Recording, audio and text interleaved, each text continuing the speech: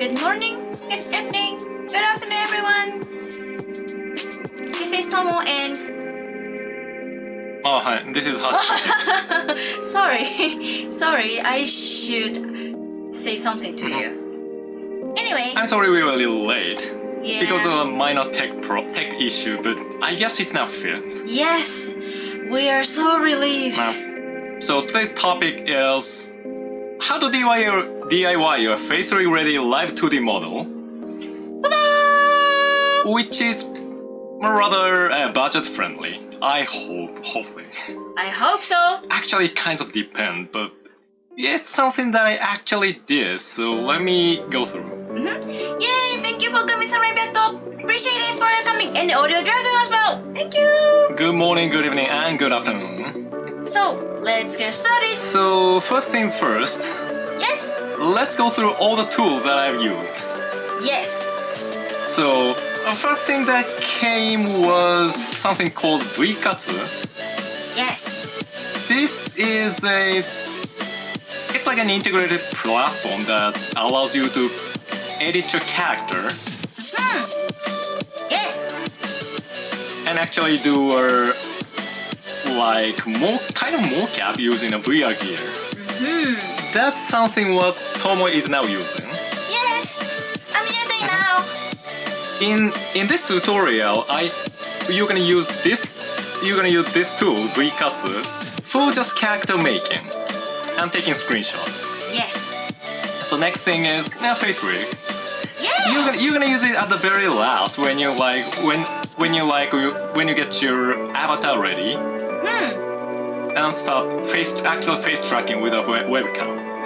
The software itself is like $15 minimum. No subscription, so it's just one-time pay. Good. For small streamers. Sounds nice. Specifically, for those who stream on Twitch or YouTube, and specifically making less than $500 per month. I see. Which is us. Which is us. No, we are not making that much money. Yep. So the third tool is gonna be Photoshop. I still kind of remember that like 20 years ago it was something that's really expensive, but now it's surprisingly cheap. Really? Yes, like the minimum cost is like $10 per month. Wow. It's like Creative Cloud photo.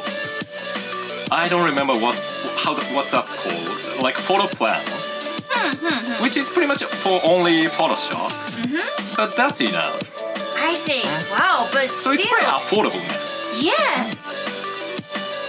And the third one is something that's called Live2D Cubism. It's like for rigging the Live2D model, so that the picture actually kind of moves, like it blinks, opens mouth, and it'll turn right on left. It's basically free. Yay! But it's got the free version has just a limited capability. Like you can have a fixed number of deformers that allows some shape or like turning things. I see. But my model was pretty much enough. But the free version was pretty much enough for my model. So if you're not gonna demand too much, now you don't really have to pay. Great. Plus the last thing is Live2D Cubism. Something else, it's got a template model. Template files that actually with which you can actually take a look like how you sort out the layer structure of your Photoshop file. That sounds very helpful. Yes. For like me, beginner. And the Live2D Cubism itself has an integrated template that you can actually apply it on the Photoshop file that you made. Sounds nice. And thank you for coming, Mr. Lucky 13. Hello, Mr. Lucky 13. So the first step, this step uses Buikatsu and you actually make your characters. One bad news is the interface it can only support Japanese. Yeah, that's so you kind of have to guess or remember what it says on which part. Yeah. But Right. the interface itself is easy. You can use the sliders to make it like. Let's see. Wow! I'm sorry. Like make the model taller. Like you can adjust all the size. Wow! Whoa. It's pretty obvious change. It is. It is. Wow. And wow, really? So you can adjust almost all parameters. Wow. Yeah, you can adjust so many parameters. Also, you can pick clothing Oh, looks pretty. and choose all the color schemes. It looks kind of simple. You can add Yeah. variety kind of accessories. In this case, you can pick glasses, Cool. and you can even adjust the position. Nice. Yay! Thank you for coming, Lawrence. Appreciate it. So it's gonna be the first step. Yes. So make the character. Yes. So the thing is, you can edit character like picking clothes, accessories, and using sliders to adjust the appearance, like like the height or stuff. Yes. And one small tip from me is to think carefully about color scheme. Oh. Because when you actually stream, you're gonna have to rely on like blue screen or green screen, Yes. which has an integrated background, single color background. But you actually have to think carefully about like which color you pick for your character. Yes. Because sometimes important. things get complicated, and like when you chroma key like green, it's gonna omit the character's color. Like in this case, her jacket. Yes, her jacket. Her jacket's gonna be transparent in this case, so you definitely wanna have a green. Yes, in this case, right. Right. And her hair is kind of bluish, so there's gonna be a trouble. So obviously you wouldn't wanna pick like green for her jacket. No. In this case, Bad idea. you have to get to red screen, and then you want to avoid red using red color, I see. like in any part of in any part of a character. So it's gonna be a bad example. Yeah. You can't really use blue screen because it's gonna mess up her hair. You can't use green screen because it's gonna mess her jacket. Yes. Obviously, no red screen. No. I So see. I just suggest to think carefully about the color scheme. Exactly. So, but if you paid attention for that, other things should be okay, right? Yes. Hopefully it's not too hard. I know it's gonna take some time, Yes, but yes. it's not right. very hard. You can even do it even if you can't really draw. Yes, that's very important thing. That's the important part. So the second step is Ta-da! take screenshots from Tanucast and separate each part using Photoshop. It sounds so difficult, but Kinda. It just it takes goes. time, so I'm gonna stick with the character. alright. So let's avoid red. Yeah, you I think it's should gonna be avoid. okay. Yep. So you take screenshots Yes. of your character, like at least you want one for the whole body, at least whole upper body, and some close-ups for face, Yes. so that you can actually separate like upper eyelid, lower eyelid, as other smaller parts for your face expression. I see. Also, maybe you want to take a look and take a look at your hairstyle and actually take separate screenshots for each part of the hair. Like you can actually omit the frontal hair Oh. so that you can have a better look at the side hairs that come sideways. I see. And what I did was take one from behind so that you can use it for like the most background part of the hair, cactus hair. I see. Makes sense. Like when you turn far left or far right, Yes, like this. the back of your head still gets visible. Yes, barely visible. Yeah. So obviously you want to take a screenshot from behind. So take all screenshots, put it in the Photoshop file. I see. And I suggest to take a look at the, let's see, Live2D sample data, which also includes a sample Photoshop file. And you wanna take a look how the layer structure is. I see. Because when you separate a single file, in specific order of layers, it's gonna make the rigging a lot easier. Based on your experience? Yes. I Yes, see. it automatically, the Live2D Cube is an app, kind of automatically does that. Recognize like what part is on what layer, and it kind of recognizes. Wow, It's gonna make things easier. I think so too. Yeah. And the resulting Photoshop files going to be look like that. I see. It's something that I actually used and made. Wow. Thing is, all those parts are separate. Like the number on cheek. Oh yeah. Number on cheek. Any kind of side hair. Each side, frontal hair. Oh, I see. Like eyebrows.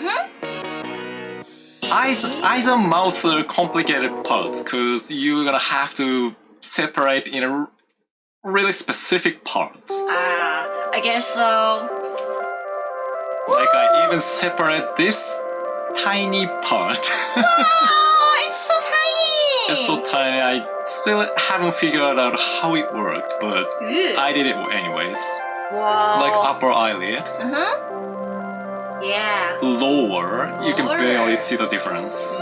I see, but still I can see it. The white part of the eye. And the eyes. And kind of highlight. Yes. And the lower eyelid that actually moves when you like blink and hide the eyeball. Wow, very complicated. Oh my gosh. Dude. The most difficult part is obviously the face. All the rest is kind of rough. The body is one whole part. So if you arm. have to move body so drastically, you don't have to you don't need any hard work on your body, right? You don't really have to focus on the body part unless you wanna make the arm move, which is technically possible. But I was lazy.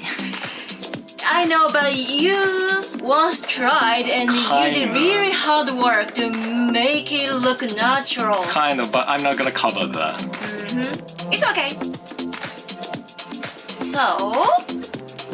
So let's go through quickly. Yes, brief summary. So take screenshots from Tanucast app. Yeah, that's first. Screenshots from maybe front and back sometimes. Not side. You don't really need side shot, I think. At least I didn't use any. Alright, understood.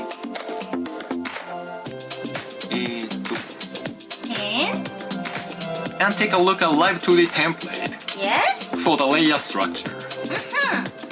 And all the rest is patience. Yeah, patiently separate parts. Separate parts. you sometimes have to draw some part on your own. Or maybe take an additional screenshots. But it takes time, I know. Yeah, I guess so. But in this case, it's not really about skill. It's pretty much about patience. I see. So I think you can go through. Okay. I trust you, Hutch. So when your Photoshop file is ready, next step is to import the file to Live2D Cubism. I think I found the English site, so I think the app has English. It can be English language. Must be very helpful for non-Japanese. So you can just download the editor. Yep. Click, click. And once you open it, you're gonna see something like this. Very simple, just blank pages. Let's see. So you can just drag and drop the Photoshop file, Hey! Ta-da! and it opens up.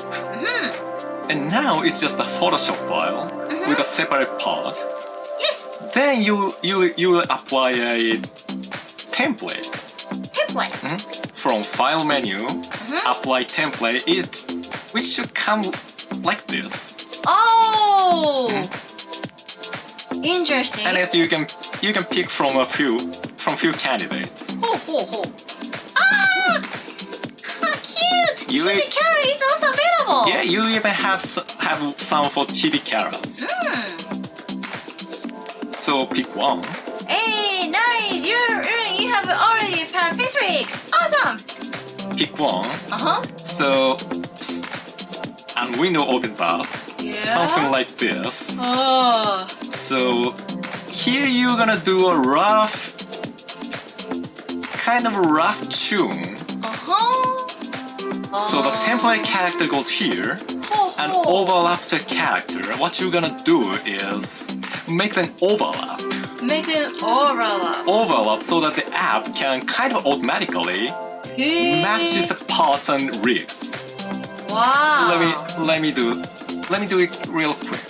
Yes. So you can stop it blinking and adjust the transparency. You got all the sliders here that adjust like all the size of the character. Like you can make the head bigger. Yeah. In this case, I have to do it because it's awkward. The size of the head is really different. Yes, right. Get close. Looks so weird. It looks weird. Yeah. So I need a bigger face. Yes. See. And maybe bigger eyes. I think so. And yes, adjust the length of the neck. Oh, length of the neck. It's gonna be like this. So size of the eye. I think it's big enough. And the distance between the eyes, I think it's gonna be like this. I see. And heights. Now those eyes are kind of overlapping. Yeah, it looks so. Eyebrows, you wanna make it higher. Yes. In this case. Yes. Now it kind of overlaps. Yeah, kind of. It Kind looks of so. mouth About goes mouth. up. And let's see, all the rest is maybe nose. Nose. Yeah. Are you looking for the slider for The nose? slider for nose. He found it. Yeah. Maybe around here. Yeah. So roughly, it's gonna be like this. Yeah. Pretty lovely. Yeah, but it looks well enough overlapping. So let's see. Yay! Thank you for coming, Shirafi. Appreciate it. So as I apply the template, Oh! it kind of show how it's gonna move. Wow! Obviously, it's still awkward. Yes, a bit, but still, it looks Still, yes, good. it kind of did the job. Yeah. Right. So hit OK, and now you can see like all the movement and all the parts and structure. Like eye blow, like eyebrows. blah blah blah. You got all the sliders that kind of mimics all the input, like the angle, horizontally and vertically. Oh wow, yeah. So you can see, Wow. so you can adjust the slider and see how each part moves. Okay. And how they're like connected to what. You can see how the parts are connected to like react to what input. I see. Let me see one more time. So after that, you're gonna have to fine tune like how those parts move. I see. It's I think it's some of the toughest part. Oh, It takes a lot of patience. I see. Yeah, I think so. And you really have to pay attention. And have to get used to the interface. It's kind of complicated. And yes, maybe unfamiliar to many people. Like, for this adjustment, do you remember how long it took for you? Like how many days or something? I only vaguely remember, but it's like a month or so. Wow. Amazing. Wow. Shirolfi, kind of yes. I'm going through all the steps to how I made my model. So it's now rigging part of Live2D. Yeah. Right. So I just apply a template, and now I've got what I've got is some awkward model. And from now I have to fine tune the movement and make it look right, make it look not awkward. Yep. It's gonna be one of the toughest parts. But when you get really used to it, I think you can do something that's really cool, Yes. really Like, amazing. yeah, you see? Here's the successful one. It's successful. Yep. For me, it looks not awkward. Look more like a natural. I think. I hope so. I really think so compared to this guy. But yes, you know. This Hachiza second. I'm now using the eyeball, and it moves the whole eyeball, including white part. Oh yeah. So you Right. wanna separate. You wanna make it not move the white part. So like, let's see. Yes, this part, like this layer, this part layer, which is called deformer, like something that actually controlled how each part moves. Oh. So this single deformer affects both white and Black eye. yes, white part and the iris. Ah. So you wanna have to you wanna separate it. So maybe change the layer structure. Okay. So that the white part won't move. Oh. And here you yeah. Right. Just only the Not only black the eye iris. moves. Not only the iris is moving. Oh. It's something. Yes, it's something like this. That's what you have to do Interesting. after applying the template. I think it's the toughest part because you really wanna get used to the interface and the mechanics. Maybe you wanna go through all the tips on maybe YouTube or some blogs or maybe Yeah. Twitters. I see. Good thing is the Live2D Cubism editor is basically for free. Yes. So if you So you can take your time. long, it won't. You don't pay extra money, right? You have to. Right. Great. So let's see. So this is the last On summary slide. thing. Yeah. Oh. The summary for the Live2D rigging. Okay. So import PS4 shop file, apply Yes. template, Yes. and fine tune all the movement Yeah, important. so as not to make it awkward. And I said, it's like the third time, it's gonna take some time. Yeah. We Also, can hide that fact. Also, this app have a paid plan for more control over your character and rigging. Maybe make it more efficient when you get used to the interface. I So see. maybe it's an option. Yeah, it depends on your case. So assume you're done with all the rigging. The last thing is import to facerig. Yay! Final stage. So you can actually export what's called MOC3 file. As you export a file, it's gonna make like 2 JSON files, one MOC3 files, and a folder for all the textures that the model uses. All right. So what you want to do is put it in a single folder. Do you show? Maybe name whatever you like, and put in a folder of facerig, Boy. which is Steam apps common facerig mod VP PC custom data. That's my case. Maybe things can be different, All right. but it's my case. It's gonna be some folder, some facerig folder on your local PC. I see. All right. So, when you put the file in the folder, when you put all those files in the folder, Yes. then you start facerig, and I think you can actually pick your character. Ta!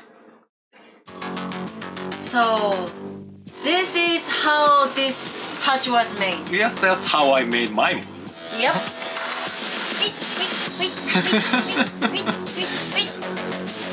Yeah, I know Hatch really did hard work on this. Hard work actually yes mattered. Yes. I couldn't draw, I couldn't do really any serious 3D modeling. All that it took was some idea and patience.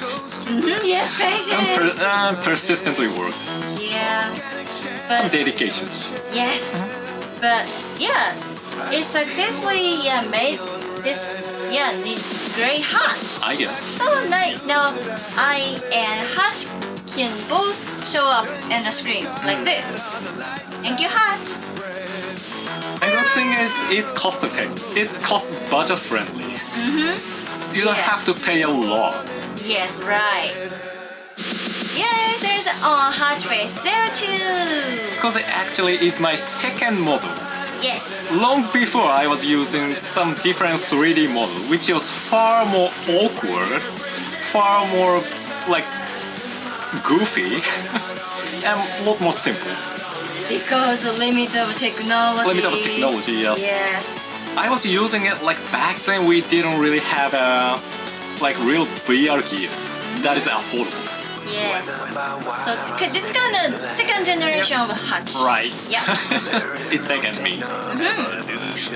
But so if someone were thinking of start using facerig or something, maybe I hope this tutorial helps. a bit of help.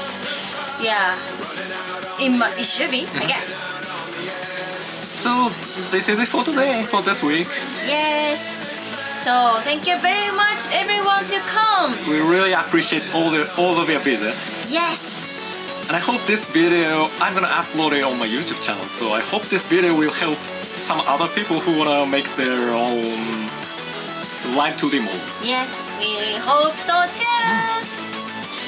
So I hope Hatch's brief instruction will help others to start facerig life with Live2D things. Yay! Yay! So I guess this is it for today. yes. So thank you so much for watching. Yay! Thank you. Hachan Tomo signing out. So see you in the next regular streaming. Bye bye.